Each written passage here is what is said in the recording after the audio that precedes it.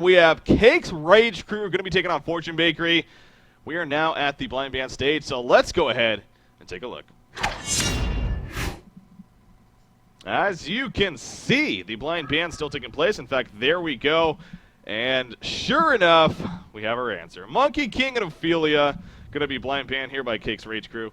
Fade and Parasite. I believe that's the same thing that they actually banned yesterday against Q Squad both games. Or Clan Rage. Why am I calling it Cake's Rage Crew? I don't know. It's CRC. It makes sense. So I guess it's Clan Rage Cakes. Clan Rage Cakes. Cake's Rage Crew. Whatever. I like Cake's Rage Crew too. We'll just make things up here. Anyways, the blind bands. We have a Monkey King blind band, so unfortunately not going to see Monkey King here, Trev. I know. It's sad. Sad days indeed. But it does look like Cookies is banning out the same heroes he did against Q Squad, being that Fade and Parasite. Doesn't want to deal with that. The locks have begun, and look at that. Lo and behold, that Keeper of the Forest is in that first position. Locked up by Cakes, then a Luna Bubbles to follow from Cookies. And we'll see what other locks are to follow. But yeah, I really do hope Cookies does try something, at least for the viewers' sake, with a Magnus tri-lane with a Flint or something like that, because I do think it's quite strong. Yeah. And I do think it's fun to watch. Yeah, it would. Something different is always pretty entertaining. And with a team like Cookies or our Fortune Bakery team over here, they are known for being an entertaining team. So we'll see if it comes down to that. But as you said, the lock pool starting strong here, keeping the forts into a Luna Bubbles. We'll see how Cakes over here on the Legion side. Of course, he is the captain of Clan Rage Cakes over here. And we'll see who he decides to continue to lock. About 30 seconds left now in overtime. So using a bit of extra time here. Empath is going to be one of them, though. And thinking about the last one for himself, it is going to be Polywog Priest as actually an option. So, got a good mix here. Your jungles, your suicide, your solo mids, your strong support. And why not add to that with Plague Rider as the final overall lock. So, all 6 of those heroes, definitely some potential to be seen here in this match. So, some strong lock pool coming out. Now the banning phase starting. Yeah, lots of carry heroes are still available right now. Silhouette, Dark Lady, Mage Bait. You were talking about that the other day. I can't remember, but it seems like teams just don't like picking Mage Bait anymore. Yeah, I don't know he what it is. Disappeared, man. I still think he's very strong. I still think he's very good. There's a Tundra ban out, and there's a Draconis. Actually, kind of ironic that Cookies has banned Draconis, as I was just talking about yesterday, how he seems to be the one person to implement that hero first. But anyway, kind of interested to see the Tundra ban out from Cake, seeing how, again, they are Legion. And Tundra, we have seen it's kind of seen him fall, I don't want to say fall off the scene, just not really picked up as much anymore. Or at least not as much emphasis. Yeah. Not as much emphasis on him, I want to say. But I have seen him go through games not picked or banned, even in with high tier teams. Yeah. And I'm not sure, but that hero, man, still, you can't forget about their hero because he is ridiculous. But anyway, more bans to come. Dark Lady, Miraxis. There are some of the more carry style heroes that are banned. Yeah. At least the Dark Lady. And then there's the final ban for Cakes. It is Pebbles. Cookies wants to ban that Wild Soul. Doesn't want to deal with that long lane nerdery. Of course, there is still that Keeper of the Forest to work with, but Cakes has some options. Yeah. So you see Creams making mention right there. Apparently, Monkey King and Ophelia have been banned nearly every game at least for the Hunter qualifiers against them. But again, especially Monkey King, there's good reason for that. He plays it very, very well, and almost guarantees a win. It seems like whenever he does get his hands on it. So. Anyways, the banning phase finishing. The first pick going to be Tempest here coming out for Cakes. A very strong first pick, of course. Seeing that he was still on the board and available to be picked up. We'll see now how Cookies responds. They got their first 2 to go here. Tempest, though, especially if they can get a Keeper of the Force on top of that. Yeah. That's strong synergy, of course. That is, and actually, if that's what they're aiming for, then the first pick Tempest is actually not a bad idea at all. Having him farm in the jungle, have Keeper of the Force do his thing up top in the long lane. That's a very strong start. You can just fill in the rest with whatever hero you need, namely probably just, there's a number of supports in that pool, in that lock pool, so picking up maybe a solo plus a carry next would be very favorable, and knowing Cakes, it probably is going to be that Forsaken Archer. Yeah, we'll see what they decide to. Yeah, that's actually right. Cakes is definitely known as a Forsaken Archer player. Cakes is, he's been around the scene for a while. He's definitely been on several different teams from what I can recall. And Clan Milk was definitely probably one of his, but been around the scene for a while. I'm blanking on the exact names that he's been on in the past, but he's no doubt been involved. So a lot of extra time being used here, though, with both of these teams to start things off. So Not afraid to use what is there, I guess, but still waiting on the first 2 regular picks here. Coming out for Fortune Bakery to see what they go with for game number 1. It's going to be Wretched Hag and then Witch Slayer are actually going to be the first 2 picks. Yeah, that is, can't say I expected those coming here. I can't say I expected it at all, especially, my thing keeps bugging out, but anyway.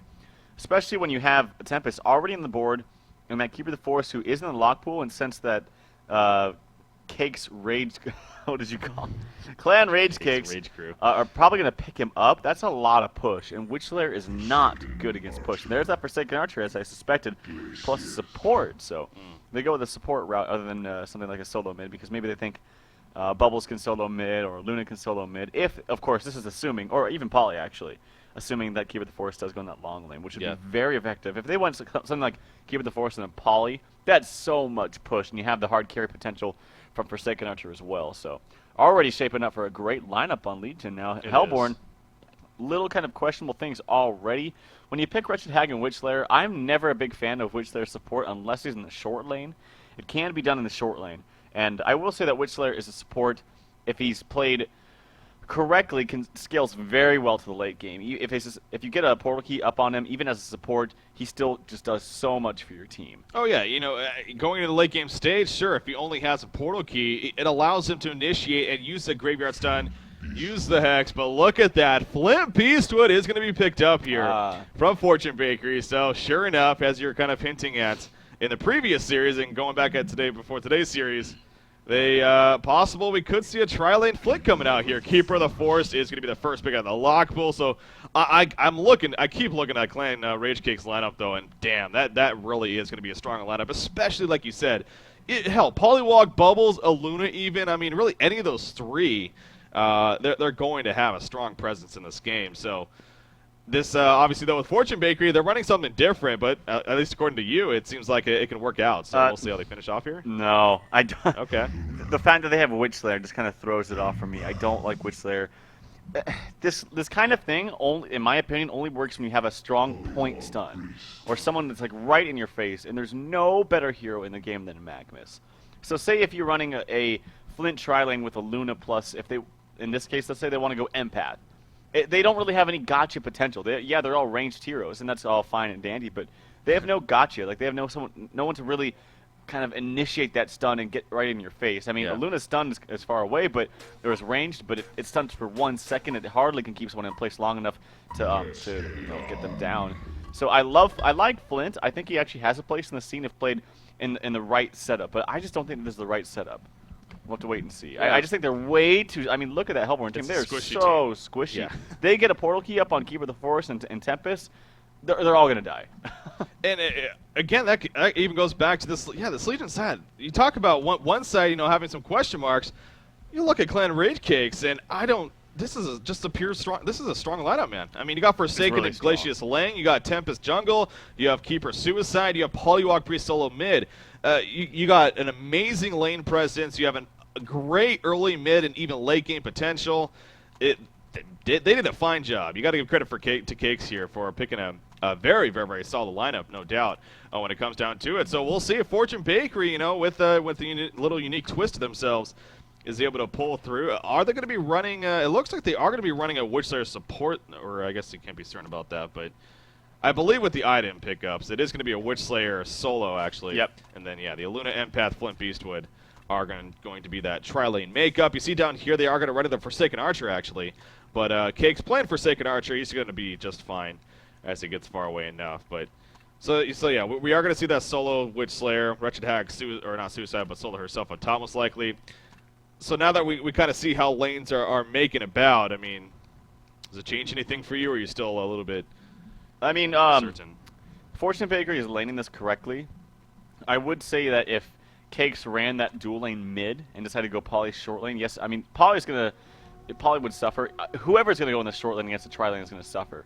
But I think having that Forsaken Archer and Glacius would just guarantee free farm on a hero that needs it more, being that Forsaken Archer. Especially, that's a hero that can really be active. It's not like a Mage's Bane or a Dark Lady where you need to farm until you get your items for about 30 minutes, and then you come in. Forsaken Archer can be much more active early on. And so getting farm on her early can be much better than getting, say, farm on maybe... I mean, Poly needs it too, but I just think dueling in mid in this scenario is a much stronger decision. But we'll have to wait and see. Anyway, well, that's kind of an interesting attack animation from that. Yeah, skin. what the hell is this skin? I've never seen it. I'm sure this is a new skin, but what is it even supposed to be? It's like it's a human being in like a frog costume.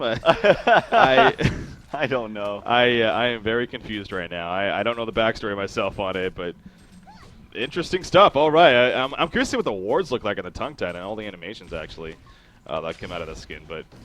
Anyways, so we see the bottom lane makeup. So they decide to course go with the dual lane bottom, as you're kind of talking about, and that's where it could be looking pretty good here for Fortune Bakery. Obviously, a trial lane versus it's kind of a pseudo trial lane. You got to remember Tempest is in that jungle, but sure, more of a passive jungler usually, but at the same time, he can come over and assist, and obviously help out and even assist for some ganks themselves. I mean, Forsaken Archer Glacius, very powerful lane combination in a 2v2, 2v1 matchup especially. So if they get some Tempest assistance, no doubt, they can make some kills happen themselves. So this bottom lane expecting a lot of action. And actually, you mentioned how the Hellborn team is 0-5 range. There's only one melee here in this whole game now that I'm looking at. It's only Keeper of the Forest is the only melee. So pretty rare we actually have that. Well, a nice wall coming out from Empath, though. Glitch's in a lot of trouble. In comes a Flare. The auto attacks the power, though. The final auto attack from Empath. Bloodlust kill. Going to come out in favor of Fortune Bakery. So there you go. You see the kill potential coming out right away here for Fortune Bakery. Yeah, and they have it. I mean, it's close with Empath leveling up that wall. It does make it a little awkward to move away. I will say though that would be infinitely easier if that was a Magma stun setting that up over an Empath wall. But nonetheless, they did a good job. They caught them out of position, and were able to get a good kill. The reason also why I like Magmas is if you're in this kind of weird tri-lane where your two supports can't really get a kill because Forsaken Archer and Glacius are sitting way too far back. Well, then what can they do? They can maybe go and try roam on the jungler, which is Tempest in this case. But Magmus just is so much more effective in doing that than, say, Empath Luna. Yeah. Oh, we see once again the wall coming out. Forsaken Archer trying to eat through the trees. Isn't going to be enough. The power throw hitting him. The flare doing its damage already. Oh, he gets blocked by his own teammate right there. Glacius blocking Forsaken Archer. Oh, that's unfortunate. I don't know if it would have mattered in the end, but he no doubt blocked him a good amount right there. And he could have very likely even faded. Even before that, he was it looked like he was caught on trees or something. He just sat there. Yeah. I don't know if it was from the stun from Empath. No, because she doesn't have it. Okay, no, yeah, it was impossible. She just kind of sat there. I don't know if there's like a little something there that was catching her, but yeah, she just kind of stood there for no reason for about a second and a half. And then, yeah, on top of that, on the icing on the cake was Glacius was blocking him just a little bit. But yeah. And here comes the Tempest, wow. so they have the supports have a good idea. Boots up on Luna now, so able to get some more harassing with those auto attacks. But yeah, good roam. That's what you have to do if you're going to try lane, is you need to roam on your jungler in addition to winning your lane. Look at Polywog Priest coming down, though. He's level 4 currently. He's going to run down. They're going to turn this around. Empath only level 1 still. Nice wall coming out of Polywog Priest, actually. Very good placement right there from NQQ Oodle. And he will survive. So that was an excellent wall from Empath. If it wasn't for that placement, he would have been dead 100%. I thought he was dead for sure. But very good wall, saves his life. And the fact that he's still level 1 as well is a little bit interesting. But Polywog Priest trying to help out his teammates. Unfortunately, not able to be successful with the gank. And no doubt that that was a lot of downtime right there. Yeah. That got Witchslayer some good farm himself. And back into the lane. In fact, you see right there, Graveyard's not going to hit. He's not level 6 yet, so don't expect a silver bullet. But Polywog Priest, pretty low in life right now, and currently out of bottle charges. So he's in a tough situation right here. Oh, yeah, definitely. Whenever you leave mid like that, you need to make sure that you're going to be guaranteed a kill, honestly. And right there, that really hinders his mid lane now. He's going to have to walk all the way back just after hitting level 5. Witchslayer has a double... No, it's a regen, actually. Oh, even better for him. Has that regen bottle. It's going to pop that. By the time Polywog comes back, he's going to be level 6, and then Poly's going to be in a world of hurt. I mean, what can he do? A couple auto attacks plus a stun and a hex from Witchslayer on top of that ultimate is going to kill him instantly. Oh, and yeah. there he goes, adds insult to injury by bottling up that double damage. Maybe even looking to gank this top lane. It is a Keeper of the Forest, and he's quite tanky, but with that silver bullet. Oh, no, he's not 6 yet, so I don't know if he can get this kill. Yeah, but he does have a double damage. Obviously, in Nature's Veil from Keeper of the Forest is going to be the most difficult thing to deal with right here. What do you see at the bottom lane, though? Tempest running into Empath. Not enough initiation, though, for a kill. Forsaken Archer and Glacius looks like they dropped a little bit in life. but are going to be fine. Empath trying to find position to set up a wall right here. You can totally tell. Oh, she walls herself, actually. A little bit interesting.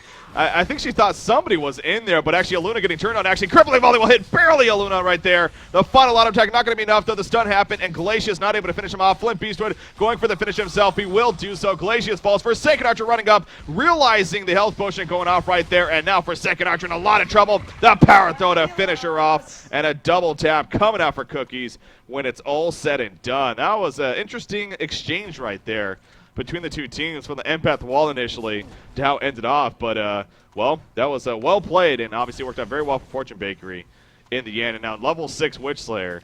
He's doing some work here in the middle lane. He's going to go bottom. Going to try to pick up a rune down here, it looks like. Maybe run into Tempest, actually. Oh, Tempest, you are 100% dead. No, he misses the graveyard stun. Never mind about that. The Elemental blocking him. And now Witch Slayer is the one that needs to be a little bit careful. Polywalk Priest running in. But Witch Slayer going to fall back. But wow, that was a close turnaround even. Yeah, I feel like he should just stunned a little bit earlier. But this is why I feel like Glacius and FA should have been mid. And if Polywog was bottom, yes, Polywog would have got punished for sure. But how is Forsaken Archer and Glacius not getting punished? Like, they're both losing lots of farming experience by sitting in this bottom lane. And actually, speaking of which, Forsaken Archer is going to get gone on yet again, this time with the assistance of Witch Slayer. And Cookies is now on a 3-0-2 streak as the Hellborn are owning. And yeah, they could have mitigated a lot of damage from them if they just sent that strong Forsaken Archer Glacius dual lane mid, and then have Tempest just kind of dodge ganks. If he was dodging ganks, he's getting free farm. Forsaken Archer would be getting free farm. Yes, Polywog would have been gimped, but he's not really doing... Actually, he's doing okay for his team, but it just would have been a much, much better situation for them. Yeah, and so it seems like right here, if you're the Legion side right now for Clan Rage Cakes, it's coming down to a case of, all right, this early game isn't working out all too well for us. We're down 5-0 in hero kills. We're falling behind in early gold.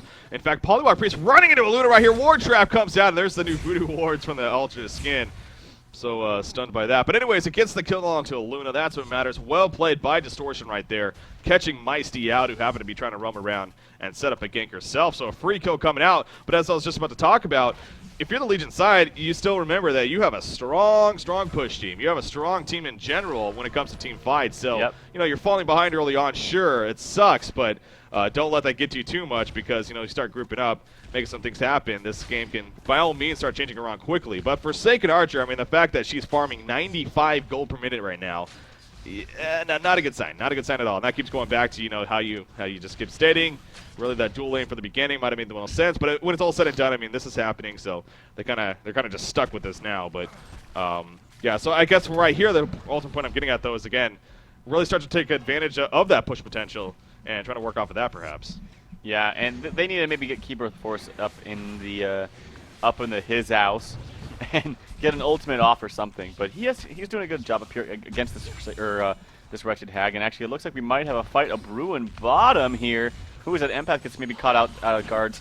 And then actually he gets the tongue tie. Forsaken Archer is actually going to go on a Luna at the same time. He's trying to actually use his health, or use his Q to get his health back, but no, he will fall to the Glacial Blast from Hwaru.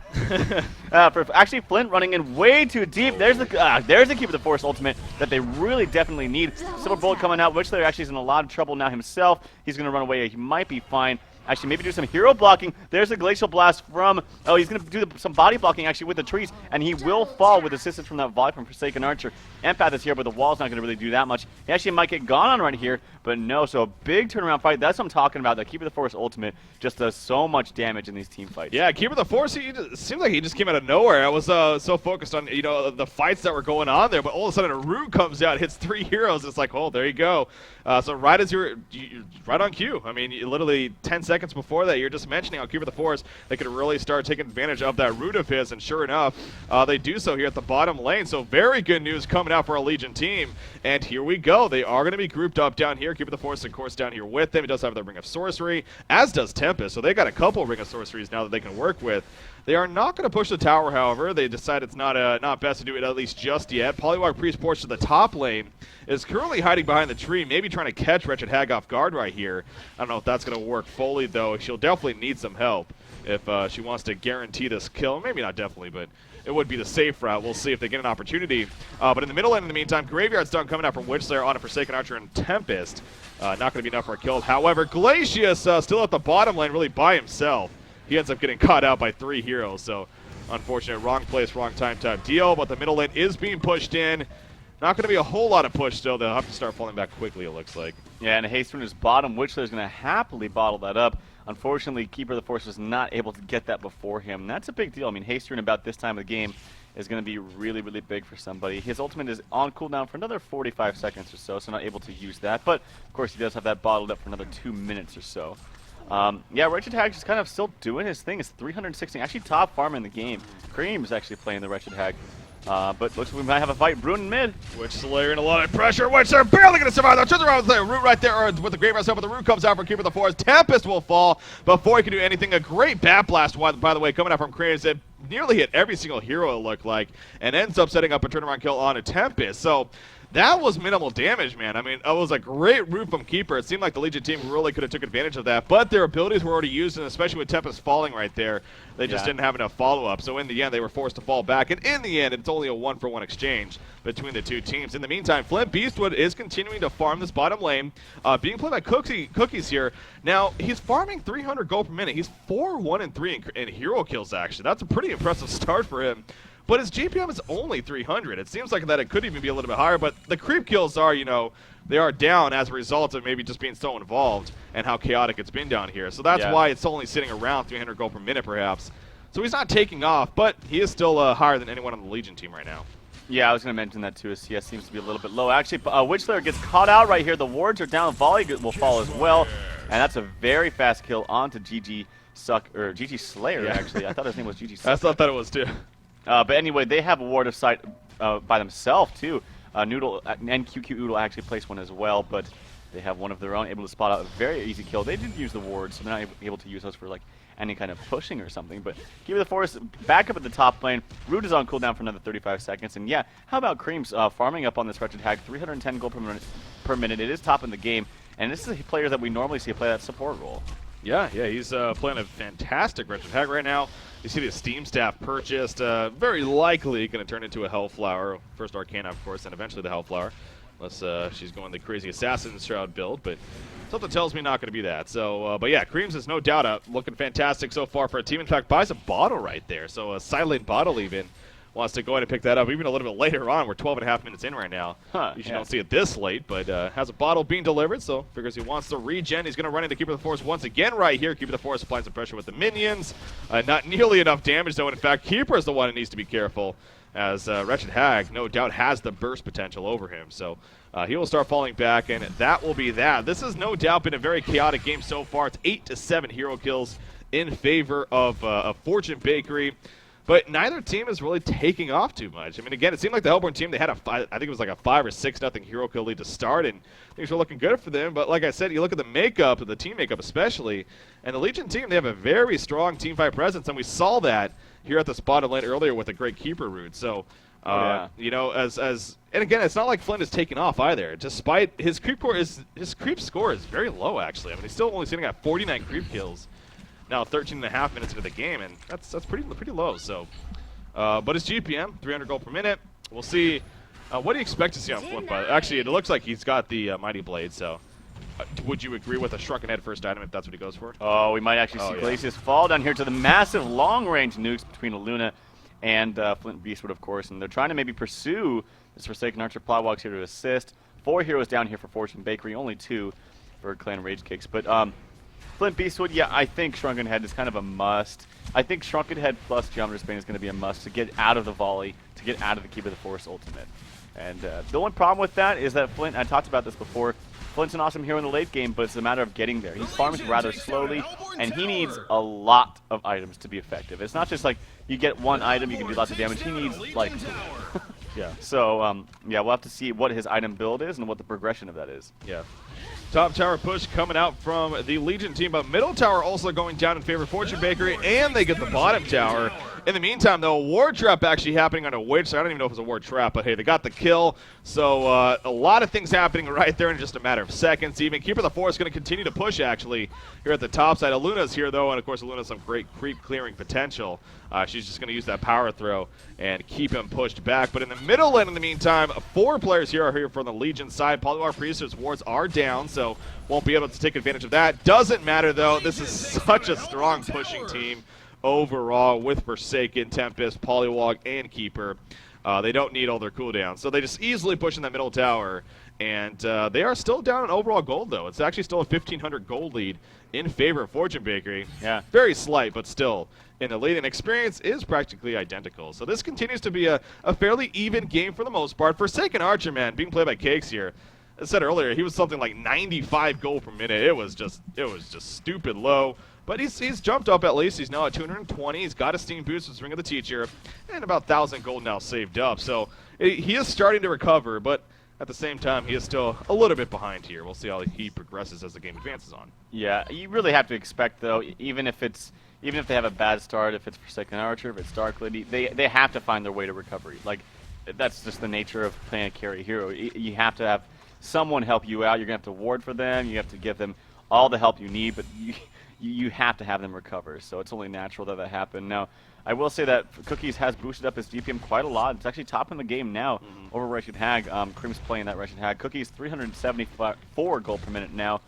And but yeah, like I said, he's going to need a lot of items. If he does decide to go for the Trucket Head, he can have it in about 1 or 2 creep kills, which is good for him. But once again, I think Tempest actually did just pick up a portal key. I want to say because he had a lot of gold and he spent it all. And the same thing with Keeper of the Forest. He actually has enough for his own portal key. The Shrunken Head, yep, is up on Flint Beastwood. Like I said, though, the only thing I fear with that, I actually feel like he should have maybe got Geometers first here. Because you can still get out of the volley with Geometers. You can still get out of the Keeper of the Forest ultimate with Geometers. Shrunken Head, you're still going to get caught in a Tempest hole. You're still going to get caught in that Keeper of the Forest ultimate if he uses it after you. Yeah. And the thing about Shrunken Head is it doesn't really provide that much damage. Compared to Geometer's Bane. Yeah, exactly. And Geometer's Bane doesn't really provide that much either, but, I mean, just comparing those two, Geometer's Bane is a little bit better. Yeah, that's, well, he did go the straight-up Shrunken Head first, though, so at least he has that now to work with. And as you mentioned, though, a lot of heroes in this game starting to pick up their first core items, really 16 and a half, 17 minutes in. You got the 2 portal keys, Tempest and Keeper of the Forest now have theirs, so strong initiation going to be coming out. 1,800 gold saved up on Forsaken Archer, so again, she's starting to recover somewhat nicely here. Perhaps a Blessed Orb going to be her first pickup onto whatever item she decides to make that with. Bottom lane, we have a King Contempt coming in, which had a lot of trouble. He's trying to get away, puts the stun on a Glacius, maybe go for a counter kill. Will it be in time? No, yes it will. It gets a silver bullet off just before he falls. A great Aluna power throw as well actually happened to assist for the kill to make sure that it actually happened. So, again, it kind of making the best of a bad situation right there. It ain't over just yet, though, as the remaining 4 players are going to be here right now for King's Bridge. Great Tempest ultimate right there against 3 heroes. Are they going to be able to capitalize? The piercing arrows, perfect placement. The root on top of that, and they're going to absolutely destroy Fortune Baker. We have Flint Beastwood in the background. Is he going to be able to hold this off enough by himself? I do not know. The wards are down. They're going to be destroyed, though, but the rest are running in. In fact, Tempest stunning in right there with his portal key. You see the Shrunken Head going off from Keeper of the Forest, or excuse me, from Flint Beastwood, and he will just turn it around actually on a Tempest. Keeper of the Forest is also going to fall, so that proved to be, well, a poor decision right there in the end by Cake's Rage Crew. So, well, Clan Rage Cakes, I mean. Anyways, our Legion team. Well, it looked very good for them initially, but the way that ended, I mean, Cookies played it very well, I guess. That was a fantastic setup, and then I feel like they threw it away. That looked so good, but yeah, and actually, Aluna did walk into that Tempest ultimate, and that's really unfortunate. I don't know if her stun was off cooldown or not, but yeah, that was a big Tempest ultimate, and you saw the synergization of those spells, man. I mean, it's deadly. And now with Portal Key up on 3 different heroes, Polywog, Keeper of the Forest, and that Tempest, you can do a lot of damage. Forsaken Archer got a lot of gold from that, actually. And it's going to sit on, I actually just bought that Warhammer, so it's going to have a Shrunken Head of her own in about 900 gold or so. Or sorry, not 900, but 1,200. And that's good for her. I feel like she's, like, this is what I'm talking about. If you compare, if she just has a Shrunken Head and Flint has a Shrunken Head, I think she's much more effective than Flint. Flint just needs simply more items. But he does have a lot of gold himself. He's actually sitting at, well, he got a kill right there, so he's 6-1-4. He is 415 gold per minute, top in the game. So Cookie's doing pretty good for his team. Yeah, he is no doubt a shining star over here on Fortune Bakery, and this continues to be a very even game, actually. So, going into this series, we're hoping at least for a very good series, and should at least here at game number 1, it's no doubt off to a great start. We're here 19 and a half minutes in, and both teams having their advantages, no doubt. We do see at the bottom lane, Tempest, Glacius, and actually Polywog Priest going to group up down here, as well as Forsaken Archers. So 4 of the heroes are going to group up, and it looks like they may try to finish off this bottom tower. You take a look at it, it's only down to 175 life. So very likely going to fall. It seems like it'd even be kind of silly for the Hellborn team to set up some kind of defense at this point. So should be a tower kill coming out right here for Clan Rage Cakes, and they'll be able to take advantage of that. We do see Aluna has actually had some decent farms. She's farming 220 gold per minute. She's got a tablet and steam boots picked up. You got Wretched Aga, of course, you talked to earlier, her early Arcana, on her way to a Hellflower. Witchslayer is still working on the portal key, has 1,600 gold saved up, so getting close, but not there just yet. So the first tower goes down here at the bottom lane. Second one is being worked on, but they're going to fall back for now at least. Yeah, it looks like they're going to fall back all the way. Not worth overextending, they say. So good defense put up by Fortune Bakery, and gets them to fall back for now. Yeah, and I really do hope that Cookie still goes for that Geometers. Has enough for the Firebrand and about 1 creep kill. Actually putting a lot of pressure onto this Keeper of the Forest, but obviously with this Nature Veil giving him 12 armor, doesn't really take that much damage from Flint at this point, because Flint isn't really hitting that hard. He's only hitting for 108 max damage. But and in the meantime, you got triple stack Ancients being taken out from this tri-combo of Empath. And oh, you know, I'm so herpet but I didn't even think about this, but they do have the Empath Flint combination. So Yes. even though they don't have Mag, which sets it up, and I gotta give a shout out to Slicks because he loves this Mag Hag combination. But even though they don't have Mag, they do have the Flint Empath combination, Yes. which is very, very strong. Especially when you have that Shrunken Head up on Flint, it makes it completely impossible to kill Empath, obviously, because he goes inside of him, unless you know, of course, Flint dies. But great combination. I'm sure curious to see how it plans out in the later stages of the game. Oh yeah, it's going to be huge, no doubt. I mean, it's that'll be absolutely big for Fortune Bakery as this game advances on. So we'll kind of see that you know, that combination used, I'm sure, and perhaps even in the next team fight. She did just hit level 6 recently, I believe. So definitely behind in levels for sure, but hey, at least she's level 6, got the important spell with that as one ability. So we'll see how she uses that. She also has the 1 level into Synergy, actually, kind of one of those 1-point wonders, you could say, with the heal aura. So another thing to say, again, a small thing, sure, but it adds up throughout the game. In the meantime, Keeper of the Forest, nope, just going to walk on by. Saw Luna even look like doing some pulling here, or stacking even, or I guess just killing the creeps, but choosing not to initiate onto it. So Firebrand has been purchased by Flint Beastwood. He's on his way to possible Geometer's Bane, maybe a Frostburn. We'll see which decision he makes here. As far as Forsaken Archer is concerned, that is not her bottle. She actually has it placed on her. There's a double damage rune inside it, though, so they're going to look to try to take advantage of this. I'm curious to see what item she also purchased, though, because she only has about 390 gold saved up. Is it being delivered? No, I don't think she has hers. She has a Shrunken Head, but that's going to Polywog, so maybe not. But anyways, they're going to group up here in the middle lane and make another push chance happen. And, of course, with this makeup, why the hell not, right? Yep. I think that she should just pop the double damage right now. I don't think that she should really be focusing using it too much in the team fight.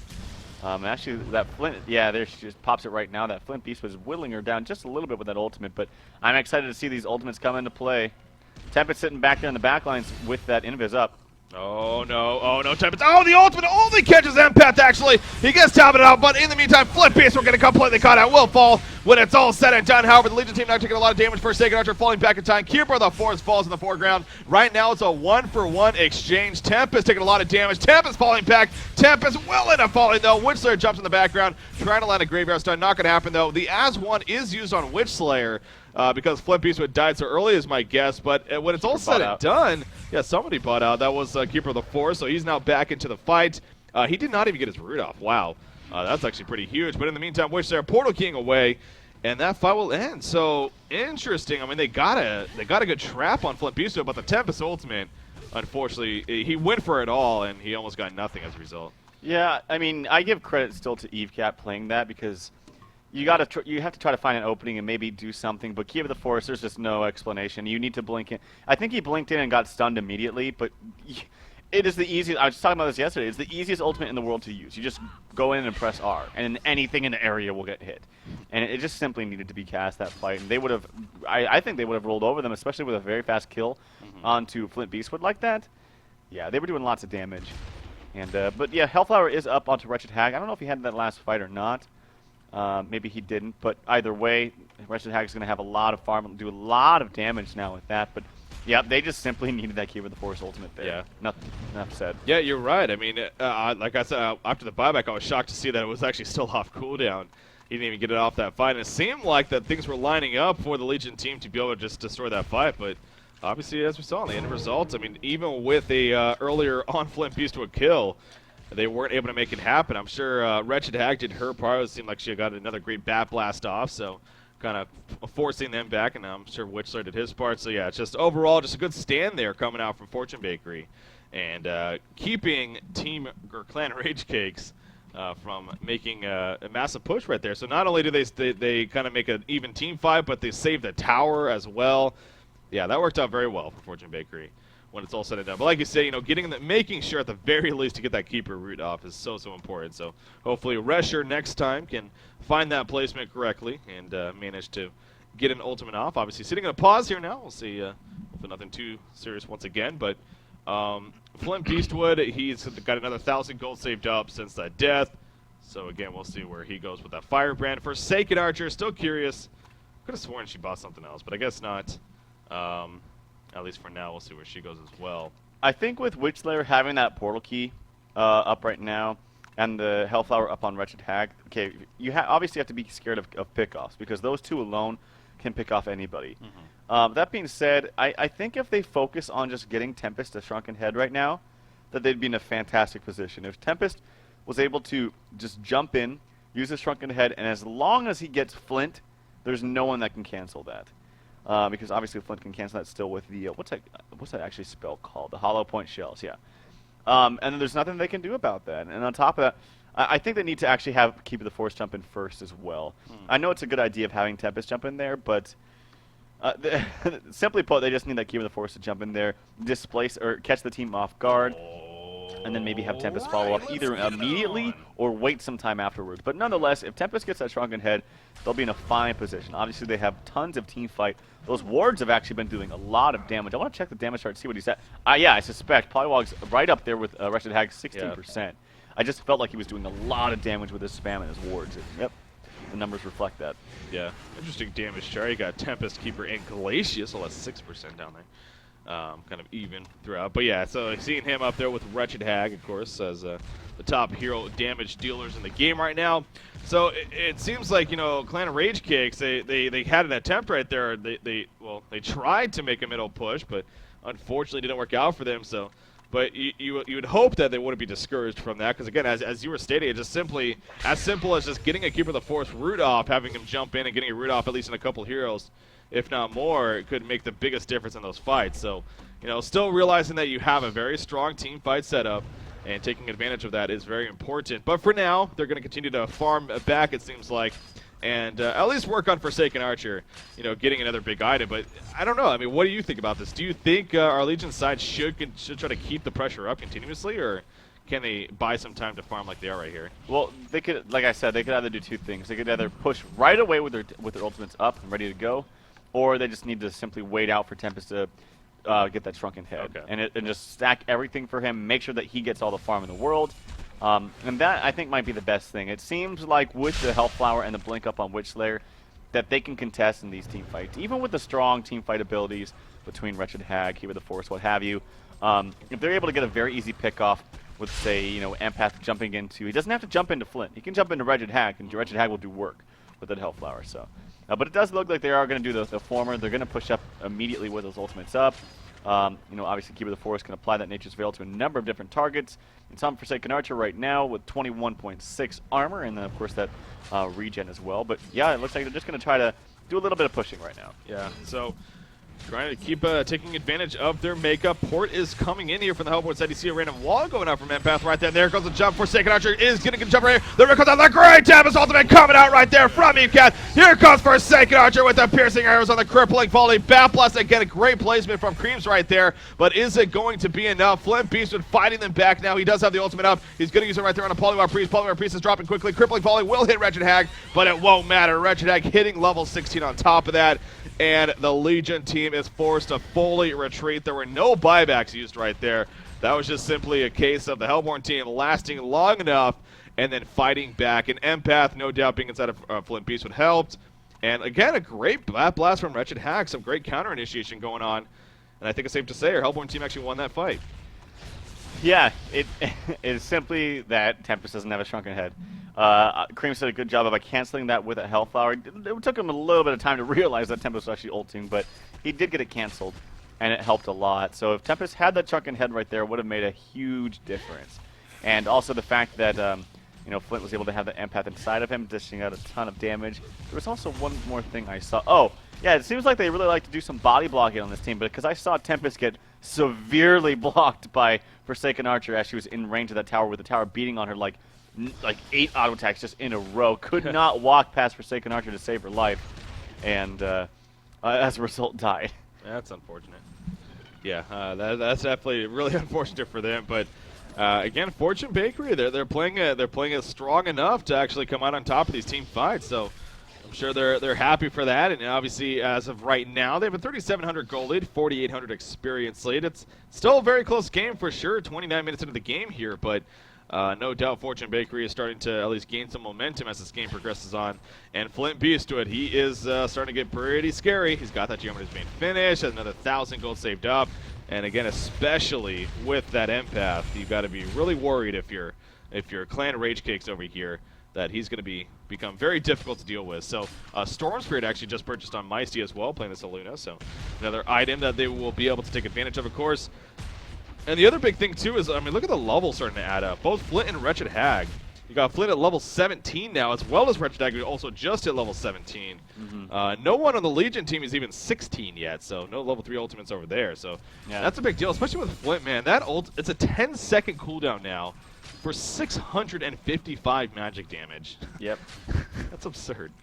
Yeah, it's pretty crazy. And just on top of that, the biggest thing, too, for Flint, honestly, as it gets to the late game, is his Deadeye. Honestly, people don't realize it, but having that extra attack range makes it very, very easy to just sit back and then dish out tons of damage from long range, and then you're not susceptible to anything because you are so far back.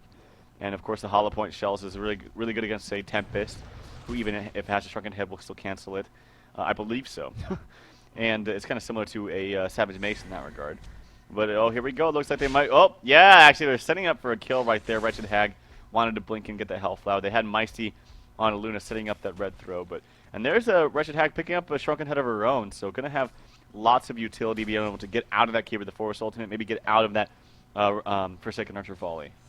Witchslayer in an interesting spot right here. He's currently in the Legion jungle, scouting things out with an invisibility rune, and actually Tempest could be a victim here if he's, he's in a little bit of trouble. They do have a ward of sight, spotting some help coming over perhaps, but Tempest kind of going around circles. There's the open right there for Witchslayer. Oh, he is definitely dead right here. Here comes the Graveyard Stun. The money shot even going to be used. Silver Bullet, not even necessary. Good hold off right there. Great patience. Sets up the easy kill on the Tempest.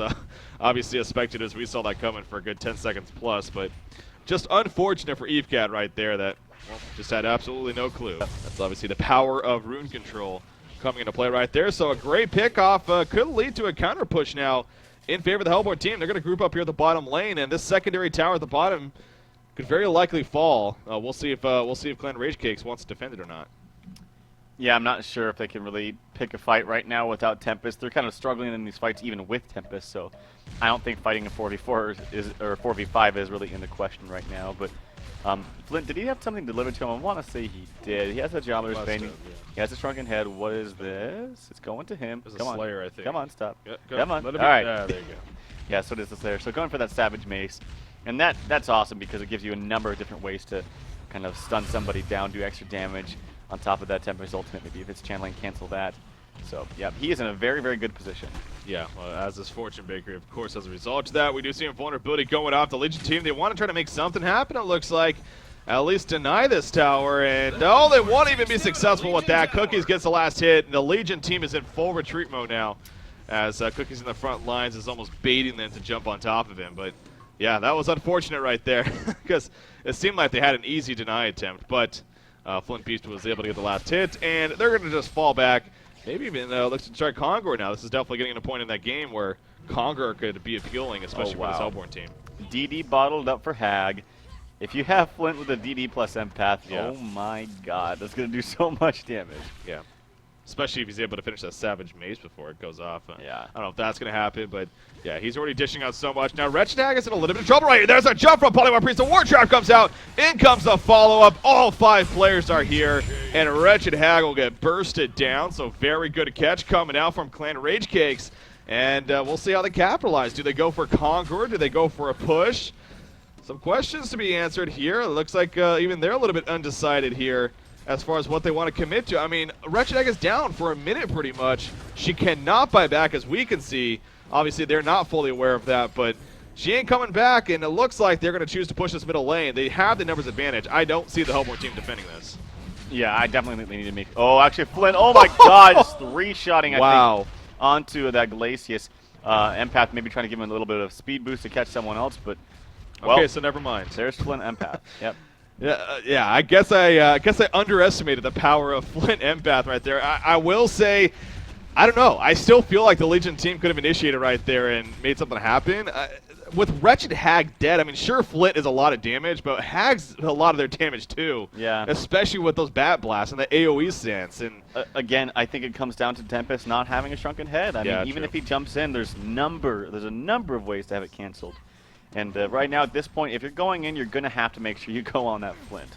Because even if it gets unlucky and can't cancel it with his auto attacks, it doesn't matter. He's still going to be pounding in damage. And I feel like even without canceling it, it's going to kill Tempest, who only has 1,400 life and very, very little armor. I'm assuming he has 6.2. He's going to die in a matter of 5 auto attacks from Flint. So. Yeah. And he still has that double damage room. Yeah. In fact, Savage Mace is being delivered right here. Oh my god. Yeah, you don't want to mess with him right now. And there goes the double damage rune. Savage Mace delivered. They're going to go over to Conqueror, it looks like. They want to start seeing what's up with Conqueror. There is no vision here for the Legion team. So really it's going to be a case of guessing. Now, an animated tree is being sent in here for Keeper of the Forest. So regen rune is going to be spawning. Animated tree coming in. And that'll easily, oh, it actually destroys. No, it didn't. Actually, Flint Beast bottled it up. So stole it before. So Conqueror is still, he's about a third of his life, maybe a little bit less than that even lost. So in the end, they say it's just not worth it. Legion team is obviously aware right now, and they're just going to fall back. But yeah, I mean, even with a great pick on a Wretched Hag, the Legion team still couldn't really make a push, and that goes to show you, especially the power of Flint Beast. And again, as you kind of go back to the lack of Shrunken Head on Tempest. So he has 1,600 gold saved up. He already has the Mighty Blade, so he needs about 1,300 more gold, or 1,200 more now, before he'll have the Shrunken Head. But even then, it's still not guaranteed by any means. So you're still in a... I think it's safe to say Fortune Bakery has the upper hand here when it's all said and done. Do they have a bound die, by the way? Yes, on Aluna. They do on Aluna. Okay, so... Not to mention Dust and Ward of Revelation on Tempest. Yeah. So they want to make sure. Yeah, exactly. Keeper of the Forest. He ain't going to be invising anyone successfully. So they're just kind of tearing away at Conqueror here, chipping away even.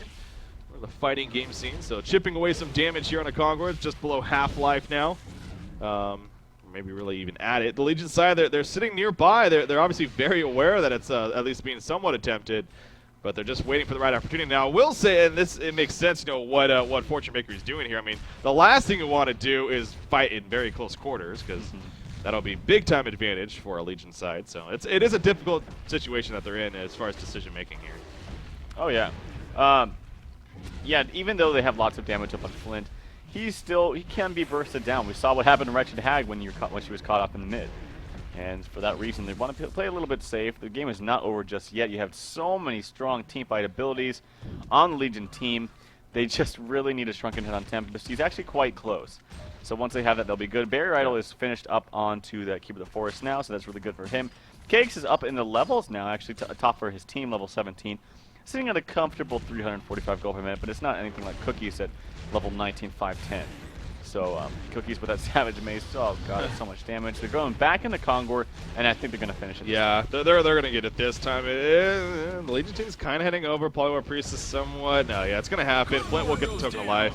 And obviously, if I'm Clan Rage Kicks, I'm like, well, crap, that sucks. Yeah. Because they're very, even though they may not have even saw it, but they're very aware, I'm sure, that Flint Beast no doubt has a Token of Life now. So, keep going back, dude. The Shrunken Head on EveCap playing this Tempest. She's about 500, really 400 gold away now, so getting very, very close. We should have it by the time the next team fight comes up right here. and could definitely at least help make a difference. But again, it's by no means a guarantee, even with it, especially with this Flint Beastwood. But if you catch Flint Beastwood, then some good things could happen. You see Flint even using the money shot right there. Hey, farming some creep. It's a 2,500 range, man. I mean, that's or 2,800 even. Yeah. As far as where you can use that from. So he's just farming creeps with his money shot. That's hilarious. But hey, he's being safe. Why not? You have the ability. It's a good amount of mana. I mean, it's costing him 375 mana and only a 1,200 mana pool. So, yeah. But he got the creep kills. He's gonna go back now. Get some regen. 2,800 gold saved up on him, by the way. Yeah, if I was him, I would start getting lifesteal. I think lifesteal is really, really good on him, actually. He does not have an orb yet, so either lifesteal, of course, the Frostwolf Skull make him a little bit more beefy and having that slow presence, but I think lifesteal is awesome on Flint, being able to just sit there and, get your life back if you do upgrade it into the symbol of rage. Especially with an empath inside you, too, with the attack speed bonus. I mean, yeah, seems like that could be very, very useful for him. So, again, 2,800 gold saved up. We'll see what decision Cookies decides to make. You're also being level 20. Going back to the Legion side, literally Tempest a creep kill away from finishing a Shrunken Head, and I'm sure. In fact, there we go. He maybe just even sold something, but he got the kill, or he's got the Shrunken Head now. Other items here on the Legion side. I mean, you got your Shrunken Head on Polywalk, so he has that now to work with. Barrier, Eidolon Keeper of the Forest. Geometer's Bane has been finished on Forsaken Archer for a little bit now, as well as another 1,000+ gold saved up. Currently doing Ancients. So it seems like this is a time both teams getting their really luxury, starting to get the luxury items even, and now going to start, maybe getting more involved. The Hellborn side grouping up at the top lane. We're going to start seeing a lot of this as this game now progresses, if we haven't already. Now 39.5 minutes in, a lot of sticking together here for both of these teams. There's not going to be too many pick-off opportunities here. Well, and this is the awkward thing now for the Legion team is, you really don't want to fight against a Flint token. I mean, even if you have that Shrunken Head up on Tempest, it's going to be really difficult to kill him twice, at least without him doing so much damage to your team. And look at them, they just demolished that tower in a matter of seconds. They're going to push into the high ground. In the meantime, some counter pushing in mid coming out from Legion. They probably in the best interest, need to TP back, and there they all go. So this is another benefit of Flint Beastwood. He can outrange the tower, so he doesn't care about the fact that... as well as the racks. As well, he can outrange the racks. Asshole. No. We see the tower dropping right there. It's going to be invulnerability at the last second, though. The Legion team, they're trying to find a placement, but smartly, Fortune Bakery is not giving it to them. I mean, they know, of course, they have a token of life on Flint. By all means, they want them to jump him and use everything, because he'll just come right back and absolutely wreck their face. So, yeah, as you said, this is kind of an awkward spot for now for Clan Rage Cakes. As far as what do they do here, because you got to make something happen, obviously, because you can't just sit back and let your racks fall. But it's that's going to be happening with this next creep wave, perhaps, unless they make an immediate decision. So we'll see what they decide to do. Again, Flint Beastwood, the smart decision, just going to sit up here in the front ground. They do lose a tower in the meantime, but not too worried about that. You see Flint Beastwood taking a crippling volley. Obviously, Legion team's smart enough to know that they don't want to waste everything. Look at Glacius dropping right there. Nearly falls. Power Priest starts in the background. And here we go. Keeper Root going to go off in the background. Geometer's being going to be used by Flint Beastwood. Tempest running it. Tempest ultimate. That Tempest ultimate going to pull them in. Forsaken Archer, though, is going to fall before she can do absolutely any damage. Tempest will fall back. He'll end up dying. Flint Beastwood is just way too strong, as is Fortune Bakery as a team. And I believe the game may be over right there. In fact, GG well plays are being called. And that will officially do it. So Tempest, a solid ultimate, but Forsaken Archer was just taking way too much damage in the background. Ended up falling before he could do much. Too much damage from Flint. And that was even with, Empath wasn't even jumped in him. Yeah, wasn't even jumped in him. And that's one of the great things about Empath is you jump in and carry light Flint Beastwood especially. Having that massive range and damage. But obviously it didn't matter. He was doing so much damage just himself. And so, well played. I got to say that Fortune Bakery, I think they played it better than their draft really was on paper. I didn't really think their draft was all that strong, to be honest. I thought it was a very, very squishy lineup against what was, I thought that Cakes' lineup, Clan Rage Cakes, was actually, the lineup was very, very strong, very, very solid. But I just simply think that they got a little bit outplayed today. Yeah. Oh, yeah, I think it's that is safe to say Fortune Bakery just, again, kind of just was the better team here, at least game number 1. But, of course, it is a best-of-3 series, so Clan Rage Cakes, or Rage Cakes Crew, whatever. Clan Rage Cakes. Crew. Anyways, Clan Rage Cakes, that is the right name. We'll see how they respond here going into game number 2, going up against Fortune Bakery, of course. But Fortune Bakery is looking pretty good. And again, this series here, the winner of this not only stays alive here in the HoN Tour qualifiers, still a chance to make that Diamond division, but they also get a chance at, well, if they win here, they're at least guaranteed us at least a part of the prize pool, the $10,000 prize pool. So a lot is on the line here, ladies and gentlemen, for these two teams. We'll see who's going to be moving on and which team will fall just shy on the bubble even of the prize pool. But with that said, we're going to take a quick break here, so sit tight, guys. Game number 2. Clan Rage Cakes versus Fortune Bakery coming up next.